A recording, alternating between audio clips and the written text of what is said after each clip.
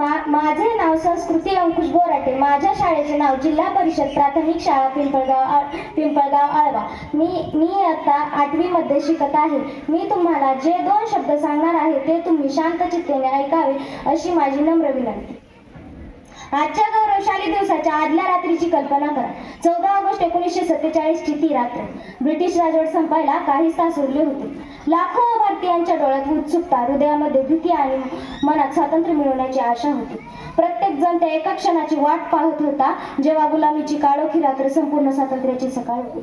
मध्यरात्री 12 वाजता भारताचे पहिले पंतप्रधान जवाहरलाल नेहरू यांनी ऐतिहासिक नियतीसोबतचे करार ट्रिस्ट विथ डेस्टिनी हे भाषण दिले. त्यांनी म्हटले, जेव्हा जग झोपले असेल तेव्हा भारत जीवन आणि स्वातंत्र्यासाठी जागा होईल. त्या क्षणाने देशाच्या स्वातंत्र्याच्या नवीन युगाची सुरुवात झाली. ही केवळ एका देशाची कथा नाही तर लाखो लोकांच्या स्वप्नांची आणि संघर्षाची गाथा आहे. जवळपास 200 वर्षापूर्वी ब्रिटिश भारतात व्यापारी म्हणून आले होते. सुरुवातीला त्यांनी ईस्ट इंडिया या कंपनीच्या माध्यमातून व्यापार सुरू केला. पण हळूहळू त्यांनी आपली सत्ता वाढवली आणि आपल्या देशावर राज्य करण्यास सुरुवात केली. आपल्याच देशात आणि आपल्याच लोकांवर त्यांनी अन्याय आणि अत्याचार केले. या काळात त्यांनी अफाट संपत्ती, सोने, चांदी आणि मौल्यवान रत्ने इंग्लंडला नेली. भारतीयांनी पिकवलेला कापूस, मसाले आणि इतर कच्चा माल कमी किमतीत विकत घेऊन ते त्यांच्या कारखान्यामध्ये प्रक्रिया करायचे आणि तोच माल परत भारतातच विकत असत. यामुळे आपले स्वदेशी उद्योग जसे की हातमाग आणि हस्तकला पूर्णपणे नष्ट झाले आणि आपली भारतीय अर्थव्यवस्था कमकुवत झाली. याच अन्यायाविरोधाच्या भारत मातेच्या वीर पुत्रांनी स्वातंत्र्याची ज्योत पेटवली. 15 ऑगस्ट 1947 रोजी देशाला स्वातंत्र्य मिळाले खरे, पण याची एक मोठी किंमत चुकवावी लागली. देशाची फाळणी झाली आणि या फाळणीच्या वेदना आजही अनेकांच्या मनात ताज्या होतात. अनेकांनी आपले जीव, घर आणि कुटुंब गमावले. तरीही या संकटातून बाहेर पडून आपण एक मजबूत आणि जीव लोकशाही राष्ट्र म्हणून उभे राहिलो हीच आपली खरी ताकद आहे. 1857च्या पहिल्या स्वातंत्र्य संग्रामात मंगल पांडे यांनी पेटवलेल्या क्रांतीच्या ठिणगीपासून या प्रवासाची सुरुवात झाली. त्यानंतर लोकमान्य टिळकांनी दिलेल्या स्वराज्य हा माझा जन्मसिद्ध हक्क आहे आणि तो मी मिळवणारच हा नारा प्रत्येक भारतीयाच्या मनात स्वातंत्र्याची ज्योत पेटवत राहिला.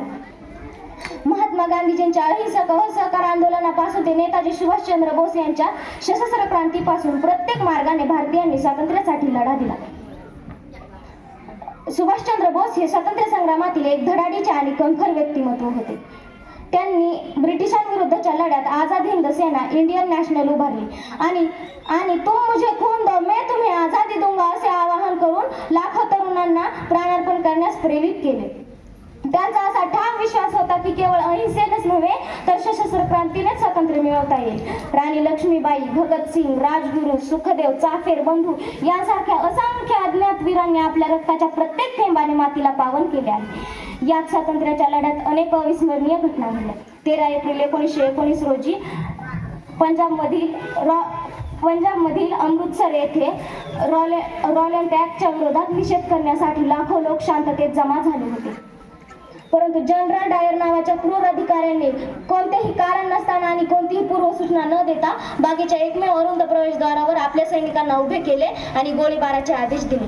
क्या गुनाह था बस वतन से मोहब्बत, क्या गुनाह था बस वतन से मोहब्बत, फिर क्यों लहू बहा उन मासूमों का जो हम की बात कर रहे थे.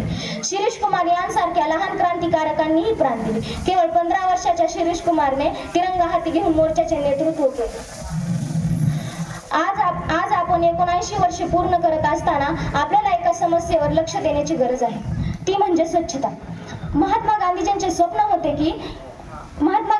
स्वप्न होते की स्वच्छ आणि सुंदर भारत.